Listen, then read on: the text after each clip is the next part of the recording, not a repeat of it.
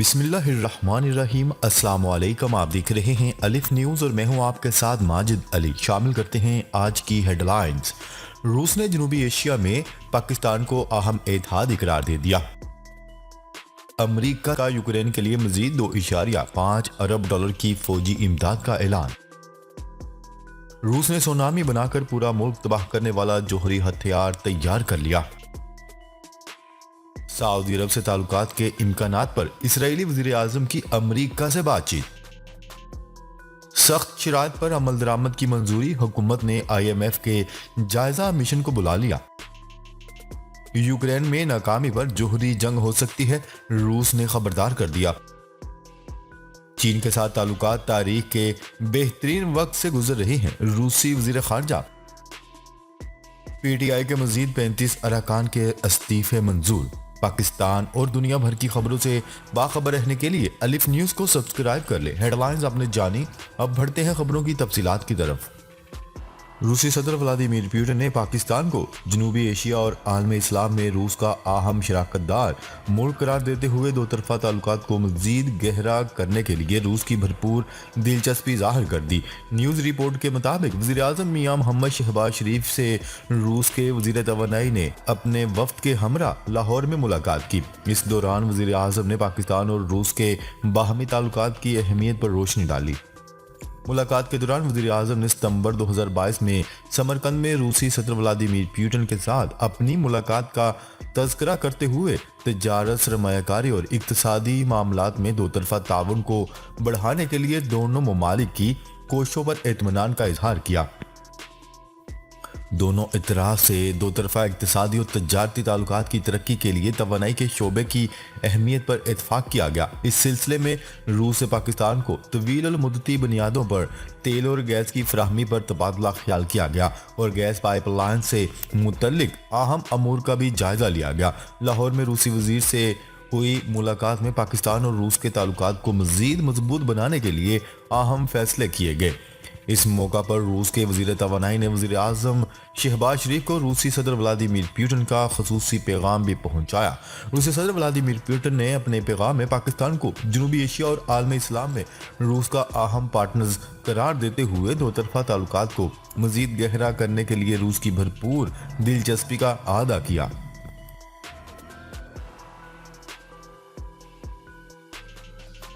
खबर के अगले हिस्से में बात करते हैं। अमेरिका का यूक्रेन के लिए मजीद $2.5 अरब की फौजी इमदाद का ऐलान।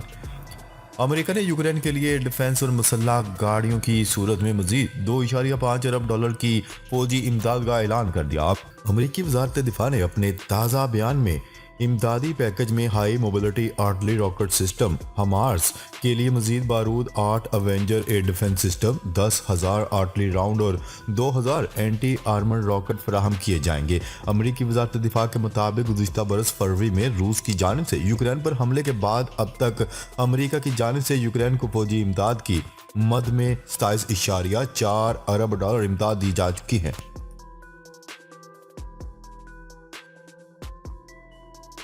खबर के अगले हिस्से में बात करते हैं। रूस ने सुनामी बनाकर पूरे मुल्क को तबाह करने वाला जदीद हथियार तैयार कर लिया। बरतानवी अखबार की रिपोर्ट के मुताबिक रूस ने बहरी हथियार या टारपीडो पोसाइडन तैयार कर लिया, जो फायर होने के बाद सुनामी पैदा करके पूरे बरतानिया को समंदर की गहराइयों में डुबो सकते हैं।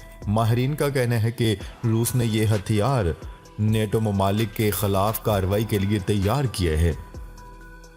और रूसी आबदोज ऐसे 6 जोहरी टारपीडो ले जा सकती है। ये बहरी जोहरी हथियार साहली शहरों को मुकम्मल तौर पर तबाह करने की सलाहियत रखते हैं। पोसाइडन नई किस्म का स्ट्रेटजिक जोहरी हथियार है जो कम से कम आवाज़ पैदा करता है और आसानी से रुख तब्दील कर सकता है।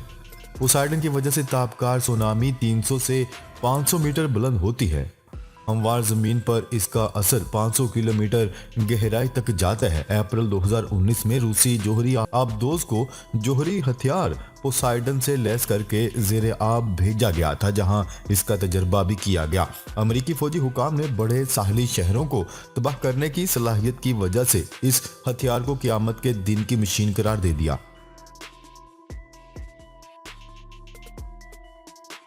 खबर के अगले हिस्से में बात करते हैं इसराइली वज़ीर-ए-आज़म नेतन्याहू और अमरीकी कौमी सलामती के मशीर जैक सोलोन के दरमियान इसराइल सऊदी अरब ताल्लुकात के इम्कानात पर बातचीत की गई। अमरीकी अदारा ब्लूमबर्ग की एक रिपोर्ट के मुताबिक इसराइल और अमरीका की जानिब से इसराइल सऊदिया ताल्लुकात मामूल पर लाने के तरीकों पर तबादला ख्याल किया गया। अमरीकी मीडिया के मुताबिक नेतन्याहू का मुकाबला करने के लिए खित्ते में इसराइल के ताल्लुकात बढ़ाना चाहते हैं, जबकि ईरानी जोहरी प्रोग्राम को रोकने के लिए अमेरिका इसराइल कोशिशों पर भी तबादला ख्याल किया गया।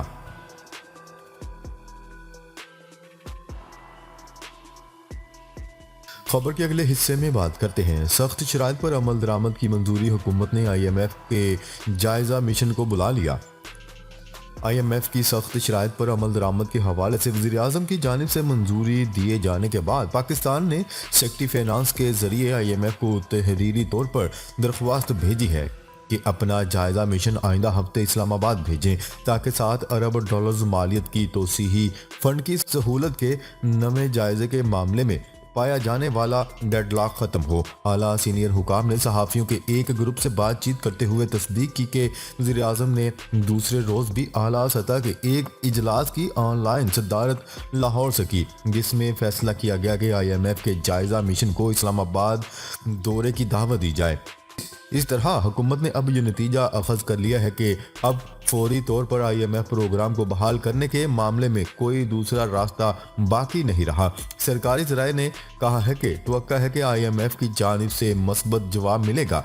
उन्होंने कहा है कि वज़ीर-ए-आज़म शहबाज शरीफ के मातहत माशी टीम ने माइक्रो इकनॉमिक और माली फ्रेमवर्क को हतमी शक्ल दे दी है। जैसे ही IMF के साथ इस पर इत्फाक हो जाता है, इस पर अमल शुरू कर दिया जाएगा।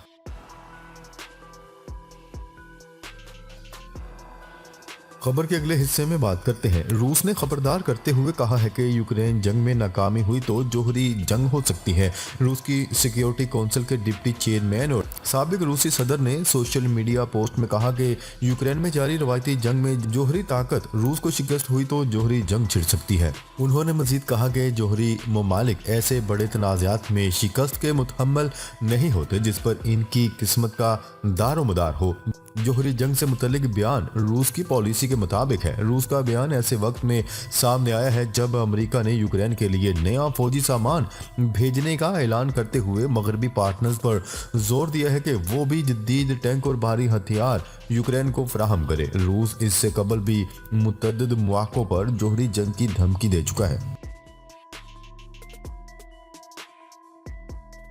खबर के अगले हिस्से में बात करते हैं चीन के साथ ताल्लुकात तारीख के बेहतरीन वक्त से गुजर रहे हैं। रूसी वज़ीर ख़ारजा सरगई लारूफ का कहना है कि रूस और चीन के ताल्लुकात बिलाशुबा दो तरफ़ा ताल्लुकात की पूरी तारीख के बेहतरीन वक्त से गुजर रहे हैं। लारूफ ने अपनी सालाना प्रेस कॉन्फ्रेंस में कहा कि रूस और चीन के ताल्लुकात अमली भरोसा और बाहमी एहतराम पर मबनी है।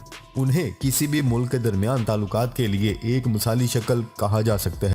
रूसी वज़ीर ख़ारजा का कहना था कि हमारे दरमियान अक़वाम मुत्तहिदा में करीबी रवाबत है और हम शंघाई ताउन तंजीम बरकस और यूरेशियन इकनॉमिक यूनियन और बेल्ट एंड रोड मंसूबे के तहत ताउन के जरिए नए चैलेंजेस और खतरात का मुकाबला कर रहे हैं, जिससे रूस चीन जामिया स्ट्रेटजिक शराकत दारी को मज़ीद मजबूत बनाने में भी मदद मिलेगी।